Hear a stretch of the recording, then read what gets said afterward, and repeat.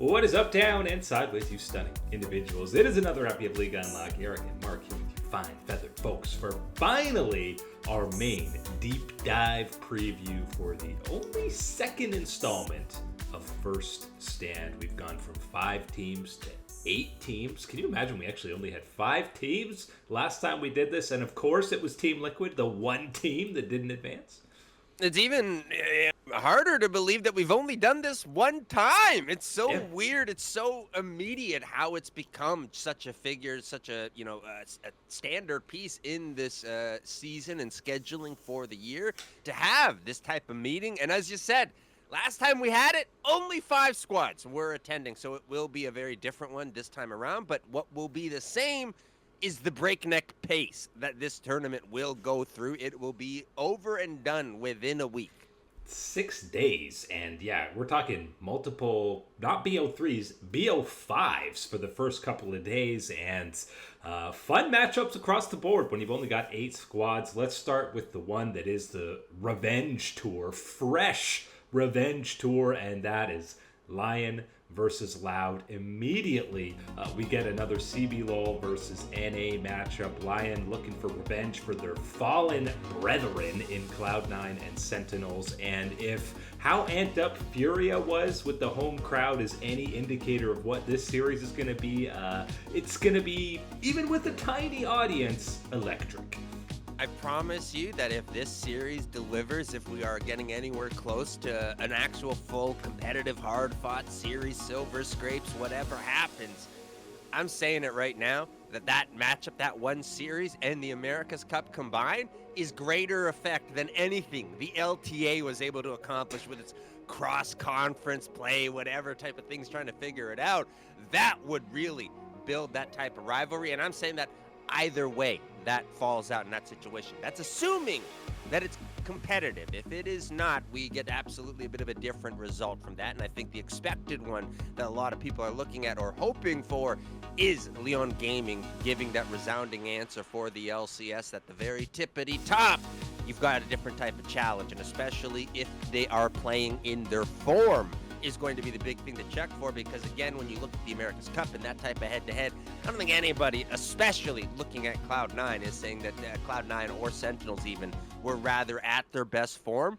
Leon Gaming, the expectation is going to be very different, and especially with that kind of hanging over them, they've got to take that type of charge. Now, if you're Loud, on the other hand, you absolutely play into it. You try any little bit, even if you're losing game 1, game 2, you find ways to get into the head, to needle, to off-kilter someone like FlyQuest to bring in some of that vibes and energy that you were able to push through as a region at the America's Cup. So make sure you stand up, pump your chest, beat your chest after a good play, which is the CBLOL way. And it's even kind of spread to these Korean guys coming over, both GenG and Bull. You saw them standing up after their when they won the split. They were pumped up, and usually you're not seeing Korean guys show the emotion like that, especially during games. But the Bull versus Berserker matchup is actually immediately where I'm drawn to. The 2 Korean AD carry stars, and Berserker coming back online. These are guys, they never actually played when they were both in the LCK. Remember, Bull had a short stint with alongside Bulldog when we had the double Bull combo. But both of these guys, of course, they love playing Ezreal as a pick, and I think whoever has the standout AD carry performance probably coming away with the series dub. I think sometimes, though, when you talk about that type of energy and emotion, number one, I don't know if there's any region that is better at that than the CBLOL, no, first the and foremost. And secondly, that stuff is contagious. It absolutely is. If you're on a squad in an environment, that type of thing can get you going, get you hypey. It can also get the other team into that type of environment, that type of mode and energy as well. So that's something that I think would be one of those things that I'm looking at, and especially with a squad like Leon Gaming, I feel like they could capitalize on that. But back to that bottom lane matchup, that Korean ADC head-to-head that you've laid out. This is an important one for me because not only has Berserker had to come back to the LCS and try to reclaim his throne as that top AD carry of the region, this would be another one to kind of, again, go against your countrymates, go against what you went in the LCK last year, and get a win for yourself. And I think that would be go a long way for someone like Berserker with his confidence, not only throughout the majority and overall status of his career, but specifically in this bounce back tour to the LCS with Leon Gaming, getting this type of early first win on the international stage could mean a lot. And I mean, I think both of us have Lion, bouncing back for the LCS to at least get one best of win against Loud. When you look at the Western team on the other side of the bracket, we're talking G2 Esports. I think probably, it's hard to have an easier draw. The draw was kind of weird here for this whole event, but going up against Team Secret Wales, which of course, Vietnamese squad. It's not the Saigon Buffalo or GAM Esports, but we know EU and G2 specifically have a fun history matching up against Vietnamese squads, and this matchup in particular, I'm going right top side. We're looking at Broken Blade versus Pun. Pun, we've talked about it, had this huge set pick to win the championship for Team Secret Wales, and we've already talked about BB playing the Yasuo, the Shen, the Kled, so right into Fearless, right into best of fives, there's going to be some spice coming that top side. I think this is one of those ones that reminds me of an old Western duel, and you've got, the established gunslinger in G2 who's been around the block, been all through the things, and you got someone stepping up and is fresh. You take your eye off of their hand, watching that quick draw type of action. You take your eye off for 1 second. Could be that costly mistake, and I think that's the way that you have to look at this one for G2, is that you gotta be sharp, you gotta keep your eyes open, and you gotta be ready for almost anything out of that Team Secret Wales, whether that is in draft or in game as far as strategy goes, because again, you've had that catch you out on multiple levels on the international stage, and you bring that up in the previous years. Because, yes, the previous years matter because they are still on this team when you're talking about Broken Blade. Caps, of course, in the mid lane. Hans Sama, there is that shared history, so I want to make sure that that's one of those things that is covered.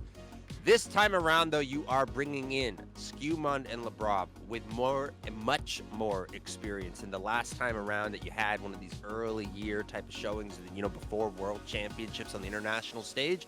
And I know, and I bet you are looking at them to be much more impactful players this time around. And if you are G2 and that comes through, then this will be that easier side of the bracket that we're looking at.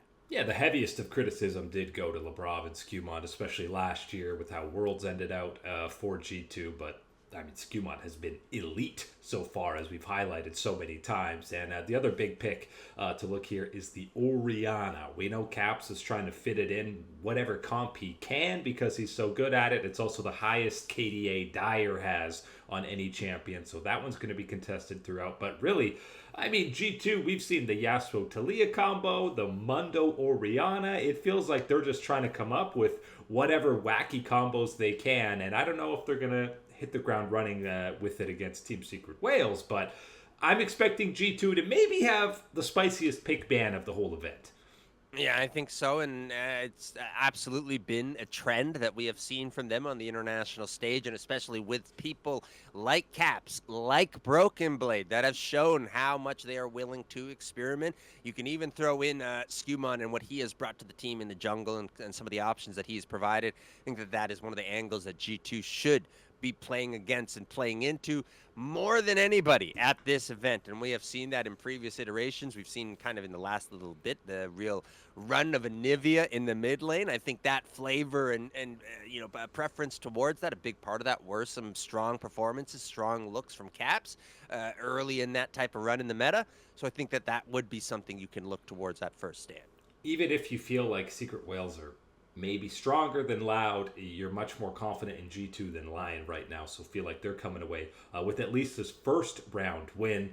Then we get over to that LPL and LCK side of things, which again, this is a part of the draw that didn't need to be drawn. The first seed LCK was going to play seed 2 from the LPL and vice versa the other side. So Gen.G, JDG first and foremost, where obviously Gen.G are mega tournament favorites. Gen.G and Honkyu, the only guys returning from First Stand 2025, and I mean, you can say you need a level up from everybody on JDG, matching up against GenG, but specifically, I think where this series could get out of control before it even starts is in that jungle spot, because this tournament feels like an opportunity for Canyon to return to Canyon of old, and we've already seen the signs with insane smites throughout the entire playoff run. I'm worried for JDG and the rest of the teams, really, that Canyon might have a bit of a highlight reel kind of tournament.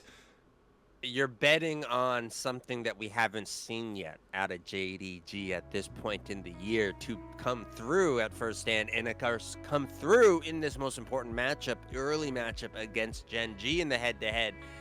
That, I don't think, is something that you truly can rely on when you are looking at this, but what you can rely on is Canyon putting out that type of performance that you were talking about. Absolutely heading towards this one, has been on a bit of a tear and has certainly had the rebound in performance and real cohesion with this iteration of Gen.G compared to what we were seeing from him last year.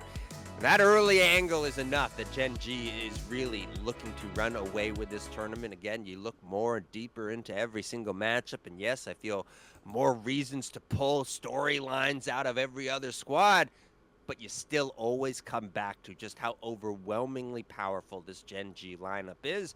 And I think we're going to see that in this opening round matchup against JDG, who is by no means a bad team, or not a team that can't contend at this top end, even when you're looking on the international scale, where they are now and how they're performing and the consistency in that compared to the unbeatable squad that is Gen.G right now.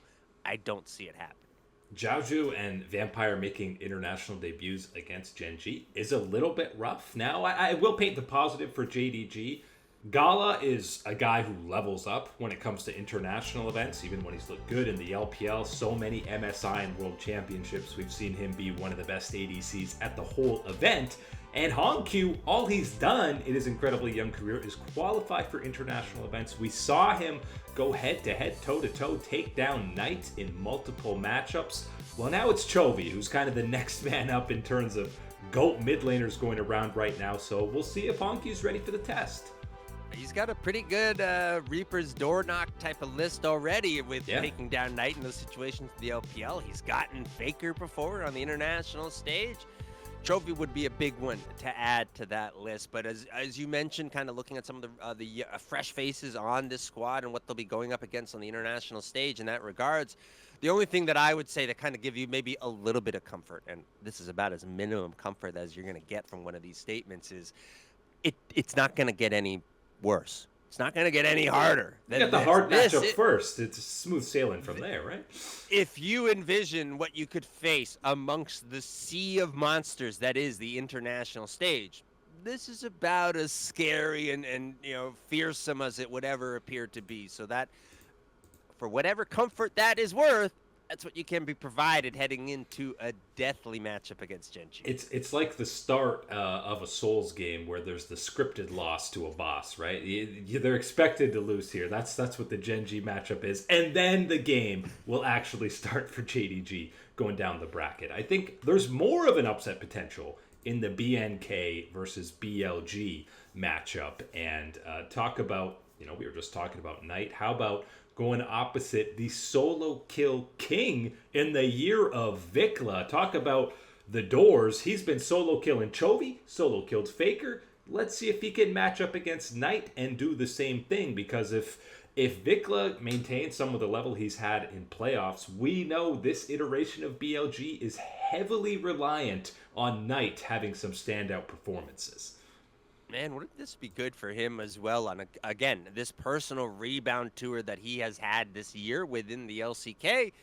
Getting a win against a region in the LPL where you were not able to rebound your career at any point. So I think that would be something to keep track of in this matchup. And again, that head-to-head, I think that this one is going to be a lot closer than a lot of people would expect out of the second seed of the LCK, given the LPL and given the familiarity that people have with BLG on the international stage.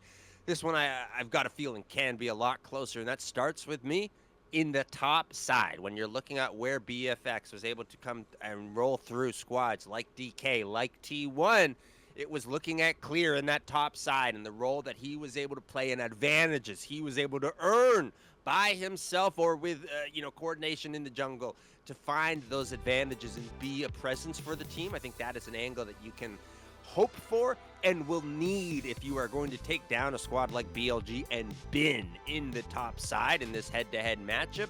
And then, of course, the other angle that you can look at, and one that is more of an advantage actually for BFX, is looking at Diablo down in the bottom lane, and the pop-off explosive performances that he is capable of are the things that we used to take for granted out of Viper when he was back in the LCK and dominating on Hanwha Life.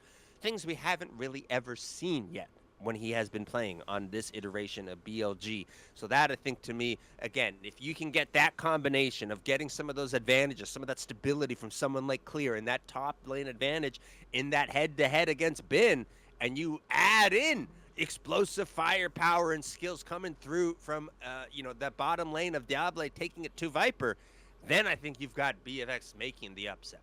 Yeah, and we know a Raptor Jun jungle matchup is going to be a roller coaster throughout 5 games, no question. And even though we saw some 2v2 level up from Viper and on towards the end of the playoffs against Weibo and GDG especially, we saw Diablo and Kellen like 2v2 hands checking Kyria and Pays. So that's another stratosphere that we're talking about in terms of that bot lane 2v2. Yeah, and I think the other thing that I want to kind of challenge an issue out here for a squad like BFX is, even if you end up losing that first game, or heck, even a situation where you lose that first 2, I need to see fight. I need to see fire at this type of level, and especially against that top seed of the LPL, in order to continue this type of optimism and confidence that I have in them, in that they can do damage and level up at this event here at First Stand. Now, let's go deeper in. Let's go to the full preview. How things are playing out. I'll tell you what my crystal ball's telling me, Mark. If I look at group by group, I see Group A with G2 going through. I think they get it done against Team Secret Wales. Winners matchup against BLG, the upset. Or you know what? Reverse that. It's actually the upset that happens right away for BLG. It's a disaster tournament for BLG. G2 going up against BFX. G2 finishing, not just getting out of this group, they're finishing as the top spot, and BLG get a rematch against BNK and can't get it done. Disaster, no top 2 for BLG in that Group A side. Ooh, that would be pretty darn juicy, and you know me, how I've been playing this year out. Unfortunately, I find myself on the BLG haters side of the equation. On this one, I've been predicting the downfall or a down year in regards to that, and could all start at this event here. Really kind of, well, it wouldn't really be all starting, but it really would be kind of maybe the full kick off the cliff type of moment. It'd be the continued international disaster if you're going back to Worlds. Yeah, so I absolutely can envision a scenario where we see that playing through. I've got it more so in a situation where I'm actually going to take one of Leon or G2 to make that type of miracle run for the West in that regard. I think they are going to find to get into themselves into those later matches that are going to be impactful. But I think at the end of the day, you can put whoever you want in any of these positions. The one position at the end of it all that is going to be the champion one is GenG. There's no possible way I can convince myself, as much as I would like to, as interesting as it would be, you can't convince yourself otherwise that it is not anything but just a GenG crowning moment at this First Stand, because guess what? It's not a world championship event. There's not that type of pressure or expectation. Everybody else here, it's still, again, 5 teams, 8 teams, who the hell cares? GenG is going to find a way to win. It does feel a bit like it's going to be that repeat of last year's installment of First Stand, where you have these surprise teams. KC's playing really well. CFO look legit. And it doesn't matter because that Korean team is just on another plane right now. And I feel like we've had even MSIs come in where GenG, maybe there's 1 or 2 positions you're going, wow, they're not quite up to the standard that the rest of the team's putting out. You're not saying that about anybody. On GenG right now, it feels like all 5 players are locked into maybe what we didn't even see last year, which, yeah, is a terrifying prospect. And that Group B side of things, I mean, who's the best threat to Gen.G on that list? And really, the answer is probably nobody. I don't think they're going to Game 5 in either of these matchups, that's for sure. Well, it's one of those things where either you need to see BNK be able to level up against BLG and take that dominant stance in that side of the bracket situation, or you're talking about G2 and some creative picks and really that type of firepower coming through, or heck, even Team Secret Whales being that story, being that underdog, being that upset story at the event. Those would be the type of things that you would need to see because, yes, what you have in Gen.G right now, as you laid out, I don't know if there ever has been a time, and again, this has been the impressive, unbeaten type of streak and runs that you can look back in the history of League of Legends. I don't think we've ever seen a Gen.G and this Gen.G all-star roster all playing at above average levels. Not just average, because again, average for these guys is already exceptional, is already excellent. So when you're getting above average, and you're getting above average from 5 roles in this squad, it's nearly impossible to envision any way that they will falter enough at this event to be to find themselves on the wayside at the end of the day. All that being said, Gen.G can have a dominant tournament and win the whole thing, and there's still angles that you can feel positive about some of the other teams at this event. I think Lion gets it done against Loud, probably come up short against JDG to not get out of that group, but I wouldn't be shocked if we see G2 make a run all the way to finals if they get an upset over BLG and then are able to take down, I don't know, JDG in those semifinals. I could see a G2 versus Gen.G finals, no worries. And maybe it's, my eyes trying to look further down the road type of situation, but it's absolutely when you bring up last year and you bring up MSI and these type of things, that's where I need to see the real improvement taken away from this event at that point, is that not only, you can do all the conversation about Gen.G, about, whether B&K is going to level up, BLG, are they there, whatever, all these things. You've got confidence that it will be a sharper, more accomplished, more experienced group that you could see at MSI that could do more damage. That's what I think you need to take away from this, hopefully, with good performances from these auxiliary squads at first stand outside of our overwhelming favorite in Gen.G. It's early in the year, so we need an extra dose of hopium, guys, of you to be competitive on that international stage. But that is it today for League Unlock. Eric and Mark here with you, Summers. Thanks so much for hanging out, and we will catch you on that flippity.